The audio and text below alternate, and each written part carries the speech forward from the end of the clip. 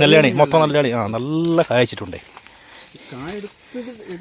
ഒരെണ്ണം ഒരു പ്രാവശ്യം എടുത്തു, ഇനി രണ്ടാം ഘട്ടമാണിത്.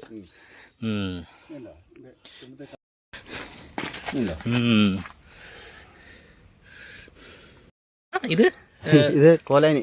കോലാണി, അതായത് പൂഞ്ചിറയാണ് ആണ്. ആ പക്ഷെ അവിടെ സൂപ്പർ കായ്.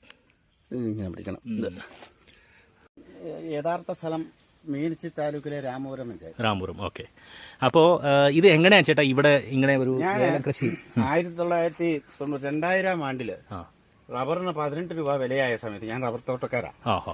അപ്പോൾ ഈ റബ്ബറല്ലാതെ മറ്റൊരു കൃഷി ചെയ്യണമെന്ന് ഓർത്ത് ഇങ്ങനെ നടന്ന സമയത്താണ് പല സ്ഥലങ്ങളിലും പോയി നോക്കി. ഈ പ്രദേശത്ത് വന്നു കഴിഞ്ഞപ്പോൾ പഴയ നാടനേലം, കന്നിയേലം എന്ന് പറയും. കന്നിയേലം അത് നാടനാ. അതിങ്ങനെ ഭയങ്കരമായിട്ട് കായ്ച്ചു കിടക്കുന്നുണ്ട് ഈ പുരയിടത്തിലെ.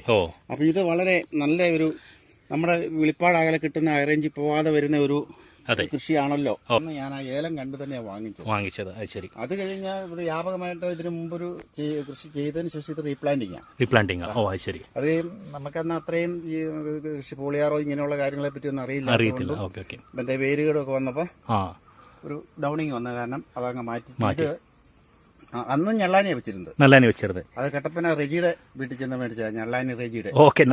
അവിടെ നേരെ പോയി അവന്റെ വീട്ടിൽ ചെന്ന് അവര് തവാറിന് ഇട്ടിരുന്നു. അന്ന് 2025 രൂപ ഒരു തൈക്ക് കൊടുത്ത് മേടിച്ച. 2025 രൂപ. അന്ന് ഭയങ്കര വിലയാ. ഭയങ്കര പിടിച്ചുപോലെയാണ്. 25 കൊല്ലം പുറകിലല്ലേ. അപ്പൊ അങ്ങനെ കൃഷി ചെയ്ത് വന്നാണ്. എനിക്ക് കുഴപ്പമൊന്നും ഇല്ലായിരുന്നു. പിന്നെ ആവറേജ് കൃഷിപ്പണികൾ മുടക്കാതെ ചെയ്യുന്നുണ്ട്.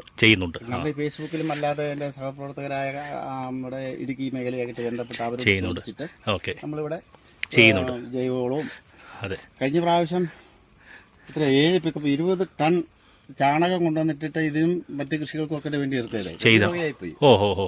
മണ്ണ് ഇതിട്ടിട്ട് ചാണകപ്പൊടി ഇട്ടിട്ട് മണ്ണിട്ട് മൂടി. പിന്നെ പോളിയാർ ചെയ്യാറുണ്ട്.